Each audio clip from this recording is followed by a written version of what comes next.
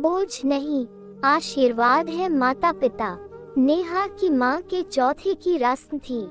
मेहमान अभी गए भी नहीं थी कि उसकी भाभी प्रिशा उसके पास आई और बोली, दीदी एक बात बताओ, आपके भाई हर महीने माँ को इतना पैसा भेजते थे, क्या करती थी वो इतने पैसों का? थी तो अकेली जान कितना खर्चा होता होगा। जरूर जो पैसा बचता होगा वो आपको देती होंगी। इधर उधर देखते हुए कि कोई सुन तो नहीं रहा, नेहा का भाई धीरे से पत्नी से बोला, प्रिशा, ये वक्त है ऐसी बातें करने का, जगह देखकर बोला करो। हम प्रिशा मुंह बनाते हुए बोली।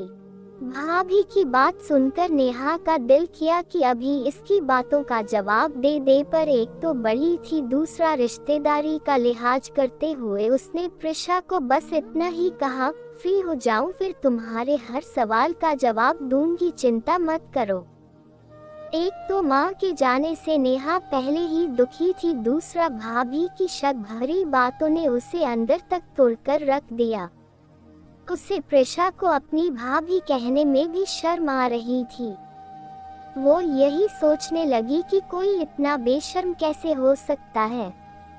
एक तो सास को अपने पास नहीं रखा, उसे दर दर की ठोकरें खाने के लिए छोड़ दिया है, उस पर पैसे का हिसाब मांग रही है। नेहा कुछ पल के लिए अतीत में खो गई। नेहा अपने छोटे भाई रोहन से बहुत प्यार करती थी। उसकी शादी पर वो बहुत खुश थी, खूब मस्ती की थी उसने शादी में। प्रिशा शादी के कुछ दिन बाद भाई के साथ ही चली गई थी, क्योंकि भाई दूसरे शहर में नौकरी करता था। प्रिशा के आने से नेहा के माता पिता बहुत खुश थे कि चलो अब उनके बेटे को घर का खाना भी मिलेगा और कंपनी भी। प्रिशा अब जब भी ससुराल आती तो बस रोहन के साथ वही 6-7 दिन के लिए। नेहा भी उसी शहर में रहती थी तो वो भी भाई भाभी के साथ रहने आ जाती थी। प्रिशा मीठी मीठी बातें करती और थोड़ा बहुत काम में हाथ बटाती। नेहा के माता पिता बहू के व्यवहार से बहुत खुश थे। वो सबसे यही कहते कि उन्हें बहुत सेवा करने वाली बहू मिली है। सब कुछ ठीक चल रहा था। तभी नेहा के माता पिता रोहन के पास रहने जाते तो प्रिशा उनकी बहुत खातिरदारी करती, क्योंकि उसे पता था कि ये लोग 15-20 दिन रहकर अपने घर चले जाएंगे।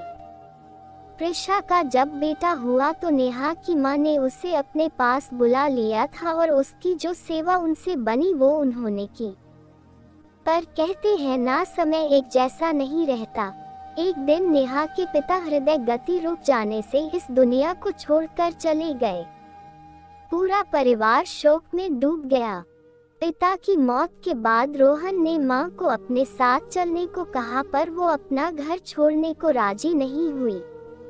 प्रिशा रोहन से बोली, मम्मी जी का अभी जहाँ मन है इन्हें वहीं रहने दो, फिर अगर इनका मन किया तो हम इन्हें ले जाएंगे अपने साथ। नेहा की मां ने कुछ साल जैसे तैसे अकेले निकाल लिए, पर अब उनका भी स्वास्थ्य धीरे धीरे खराब रहने लगा। उन्हें भी हर समय किसी के साथ की जरूरत पड़ने लगी। वैसे तो नेहा उसी शहर में ही रहती थी और जब तब माँ से मिलने आ जाती थी, पर उसका भी अपना परिवार था, अपनी जिम्मेदारियां थी, वो ज्यादा समय माँ को नहीं दे पाती थी। वैसे उसके पति और ससुराल वाले बहुत अच्छे थे, कभी उसको माँ की मदद करने से उन्होंने नहीं रोका। कभी कभी माँ की तबीयत ज्यादा बिगड़ जाती तो वो उसे अपने घर ले आती थी। एक बार नेहा की माँ की तबीयत बहुत ज्यादा बिगड़ गई तो उसने रोहन को फोन करके बुलाया। रोहन तुरंत आ गया और जैसे ही माँ की तबीयत में सुधार हुआ तो उसे अपने साथ चलने को कहा। नेहा की माँ ने भी ये सोचकर कि बेटे के होते हुए वो क्यों बेटी पर बोझ बनी रहे, आखिर उसका भी अपना परिवार है, बेटे के साथ जाने के लिए हाँ कर दी।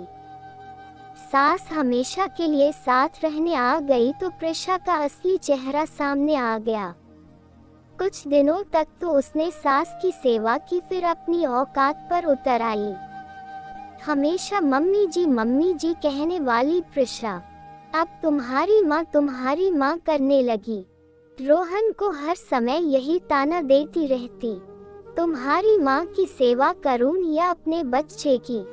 तभी कहती, मैं दिन भर काम में लगी रहती हूँ और तुम्हारी माँ बीमारी का बहाना करके लेटी रहती है। इनसे कहो कि कुछ काम किया करें। रोहन उसे कभी प्यार से तो कभी डांट से समझाता कि माँ के लिए ऐसा ना बोला करे, आखिर वो उससे बड़ी है और इस समय उनका स्वास्थ्य भी ठीक नहीं है। पर प्रिशा के कानों पे तो जू तक नहीं रेंगती। वो समझने की बजाय और क्लेश करती, कभी कभी तो तलाक की धमकी भी देती। रोहन अपनी पत्नी के व्यवहार से बहुत दुखी था, पर माँ के सामने सामान्य बना रहता। ऑफिस से आकर खुद माँ के काम करता, ये भी प्रिशा को बर्दाश्त नहीं होता। वो रोहन को यही ताना मारती, माँ की चमचागिरी से फुर्सत मिल जाए तो थोड़ा हम लोगों की तरफ भी देख लिया करो। रोहन भी भड़क उठता, प्रिशा थोड़ी शर्म किया करो, माता पिता की सेवा करना चमचागिरी नहीं होती। तुम लोगों के साथ रात भर और छुट्टी वाला सारा दिन बिताता तो हूँ। तुम्हें सारे नौकर चाकर सुख सुविधा दे रखी है और क्या चाहती हो तुम? मैं बस ये चाहती हूँ कि इस मुसीबत नेहा की माँ को इसके घर छोड़ आओ। इसने मेरा जीना हराम कर रखा है। रोज रोज घर में झगड़ा क्लेश देख और अपने को मुसीबत समझ नेहा की माँ दुखी रहने लगी। एक दिन जब रोहन और प्रिशा किसी काम से बाहर गए हुए थे तो नेहा की माँ ने नेहा को फोन किया और रो रो कर सारी कहानी सुनाई। नेहा ने माँ को आश्वासन दिया कि वो जल्द ही आकर उसे ले जाएगी। माँ का फोन आने के बाद नेहा ने अपनी पति से बात की तो वो भी सुनकर बहुत दुखी हुए और तुरंत माँ को लाने के लिए तैयार हो गए। नेहा और उसके पति जब माँ को अपने साथ ला रहे थे तब रोहन तो बहुत दुखी था और बोला भी था कि माँ मत जाओ, पर प्रिशा को ना तो कोई दुख था ना ही उसने फूटे मुंह से एक बार भी बोला कि माँ आप क्यों जा रही हो। नेहा माँ को अपने घर ले आई। वो और उसके पति बड़े प्यार से उनकी देखभाल करने लगे। नेहा के बच्चे भी नानी का साथ पाकर खुश थे। रोहन हर महीने माँ को पैसा भेजता रहता था और कभी कभी उससे मिलने भी आता था। नेहा की माँ उसे उसके मना करने पर भी महीने के पैसे देती और बचे हुए पैसे रोहन के बेटे के नाम से बैंक में जमा करने के लिए दामाद को दे देती थी। उसी शहर में नेहा के दूर के मामा रहते थे तो वो कभी कभी नेहा की माँ को अपने घर रहने के लिए ले जाते थे ताकि लोग बातें ना बनाएं कि बेटे के होते हुए माँ बेटी के घर रहती है। नेहा की माँ का एक तो स्वास्थ्य ठीक नहीं रहता था, दूसरा उसने कहीं ना कहीं ये बात दिल को लगा ली थी कि वो अपने बच्चों पर बोझ है। एक दिन रात को सोते समय उसको बेचैनी होने लगी तो उसने बेटी और दामाद को बुलाया। नेहा ने माँ को पानी पिलाया, फिर भी उसकी हालत में सुधार नहीं हुआ। नेहा और उसके पति माँ को अस्पताल ले जाने लगे तो वो बोली, बेटा मुझे कुछ हो जाए तो आप दोनों रोहन और प्रिशा का ख्याल रखना। आखिर मेरे बाद आप दोनों के अलावा उनका कौन है। प्रिशा की गलतियों को छोटा समझकर माफ कर देना। कहते कहते नेहा की माँ ने दम तोड़ दिया। नेहा माँ से लिपटकर रोने लगी। उसके पति ने उसको संभाला, फिर रोहन को फोन किया। रोहन और प्रिशा समय से पहुँच गए। रोहन माँ के शव से लिपटकर बहुत रोया और प्रिशा तो बस बुत बनकर खड़ी रही। चौथे की रस्म पूरी हो गई। सभी मेहमान चले गए तो नेहा प्रिशा से बोली, हाँ तो तुम उन पैसों का हिसाब मांग रही थी ना जो तुम्हारा पति अपनी माँ को भेजता था। आओ तुम्हें बताती हूँ। दीदी छोड़ो इन फालतू बातों को। इन बातों से माँ की आत्मा को और तकलीफ होगी। नहीं रोहन, तेरी बीवी को सच्चाई बतानी जरूरी है। वरना वो यही सोचेगी कि हमने माँ को रखकर उसके पैसों पे खूब ऐश की है।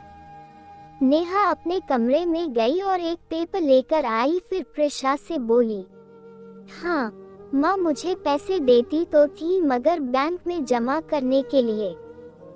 क्या मतलब? प्रिशा आश्चर्य से बोली, क्योंकि उन्होंने अपने पोते के नाम एफडी करवाई थी।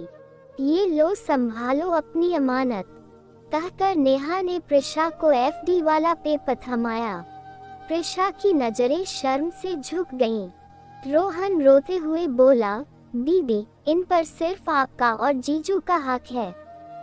आप मुझे और दुखी मत करो, मैं पहले ही बहुत शर्मिंदा हूँ। अपनी माँ की सेवा तक नहीं कर पाया। रोहन, तू क्यों शर्मिंदा होता है? शर्म तो तेरी पत्नी को आनी चाहिए। इसने उस सास का अपमान किया जो बेचारी मरते समय भी इसके भले की ही बात कर रही थी। हाँ रोहन, माँ ने आखिरी समय यही बोला था कि उनके जाने का बाद हम दोनों तुम्हारा ख्याल रखें और प्रिशा की गलतियों को छोटा समझकर माफ कर दें। नेहा के पति ने अपनी पत्नी की बात का समर्थन किया। दीदी, जीजा जी, प्लीज मुझे माफ कर दीजिए, मुझसे बहुत बड़ी गलती हो गई। प्रिशा ने रोते हुए नेहा और उसके पति के पैर पकड़ लिए। उठो प्रिशा, अब माफी मांगने से कुछ नहीं होता। जाने वाला तो चला गया। अब जिंदगी में कभी कोई ऐसा काम ना करना जिससे बाद में तुम्हें शर्मिंदा होना पड़े या माफी मांगनी पड़े। और हाँ, माता पिता बोझ नहीं, आशीर्वाद होते हैं। वो बहुत नसीब वाले होते हैं जिनको ये आशीर्वाद मिलता है। नेहा ने प्रिशा को गले लगा लिया। सास के जाने के बाद प्रिशा के व्यवहार में काफी बदलाव आ गया। नेहा से भी उसके संबंध मधुर हो गए। सब कुछ ठीक हो गया, पर नेहा के मन में कहीं ना कहीं एक टीसी उठती रहती। काश मेरी माँ को कोई बोझ नहीं समझता, उसे भी जीते जी उचित सम्मान मिलता, ताकि वो दिल में कोई हसरत लेकर ना जाती। दोस्तों, हमें अपने माता पिता का उचित सम्मान करना चाहिए, ताकि भविष्य में हमारे बच्चे भी हमें वैसा ही सम्मान दे सकें। माता पिता को कभी बोझ नहीं समझना चाहिए, वो तो हमारे लिए आशीर्वाद होते हैं।